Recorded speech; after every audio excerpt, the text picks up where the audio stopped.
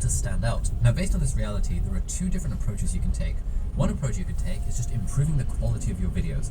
I want to continue making videos, let's say, about productivity. I know the bar is here, and therefore I want my videos to be there, for example, so they cross the bar and so that they stand out in a crowded market. The problem is it's very hard to make videos stand out in a crowded market. Generally, you need some kind of unfair advantage, more on that later, but the alternative approach is to choose not to compete in a niche where there is already quite a lot of attention. We've had thousands of students go through my course, the Part-Time YouTuber Academy, so far, and like 80% of them want to make content about productivity, personal development, finance, and business because they enjoy that stuff. But the problem with all of those very broad niches is that they are very, very, very saturated. And generally the ones that we find succeed are the ones who niche further and further down so that they can make very specific videos about a specific topic that they have some sort of unfair advantage in. Lesson number 4 is the importance of thinking in systems. Now, back in the day, for the first, let's say, 6 to 12 months of me making videos, where I made my first 50 to 100 videos, I was focused on thinking one video at a time. I was thinking in terms of videos. I was like, cool, what video am I going to make this week? And then I would write the video, I'd film, I'll edit, I'd publish, and as the video was uploading, I'd think about the title and figure out the thumbnail,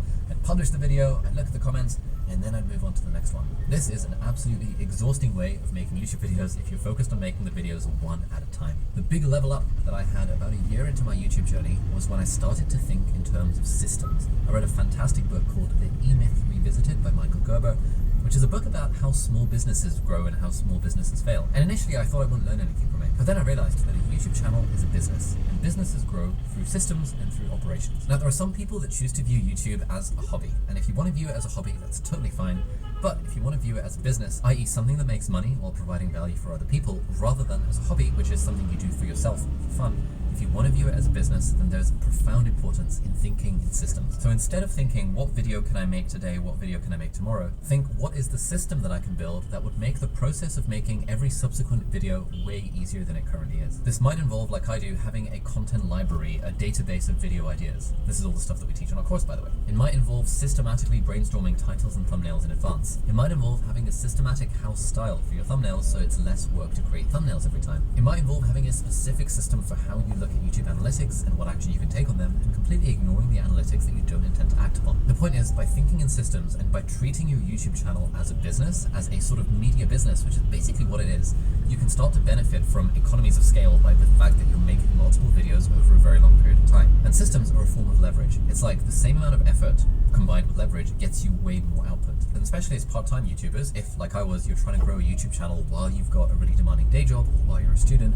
systems and leverage are one of the key principles that will take your YouTube channel to the next level without it completely ruining your life. Now, if you're in that boat and you do want to take YouTube seriously, but you're not sure exactly what the next steps are, then you can take my completely free quiz. It's called a YouTube Growth Scorecard, and it's a completely free assessment that I've put together based on my 6+ years of experience to try and figure out, like, what are the key things that it takes to grow a YouTube channel into a sustainable and profitable business. And you can take this quiz completely for free, and based on your answers to the questions, it will give you a score for all of the 5 different aspects of growing a YouTube channel business, and it will give you actionable, tangible takeaway points depending on how you answer and depending on your score. So you can check out that completely free YouTube Growth Scorecard by clicking the link in the video description. Alright, lesson number 5 is the profound and ridiculous importance of titles and thumbnails. Honestly, I don't like the fact that YouTube is so reliant on titles and thumbnails. But the truth of the matter is, the video could be the absolute best thing in the world, but unless the packaging for it is sufficiently intriguing for the target audience that you're aiming for, no one is going to click on that video, and if no one clicks on the video, they don't even have an opportunity to watch it. This means, and this is the thing that I wish I'd known when I started YouTube,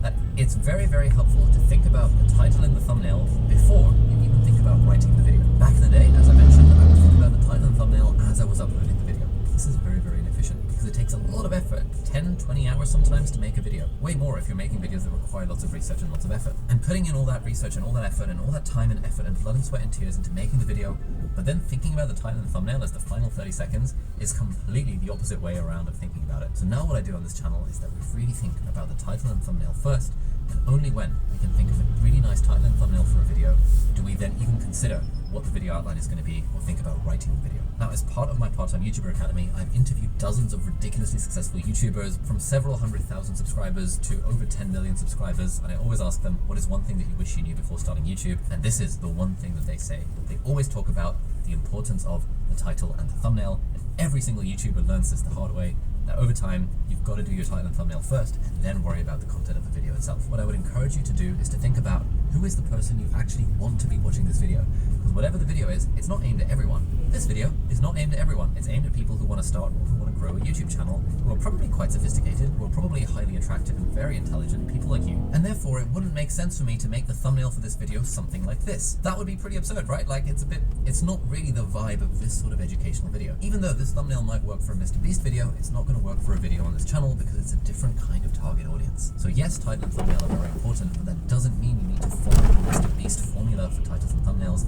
Think about what would resonate with your target audience. Relatedly, we come to lesson number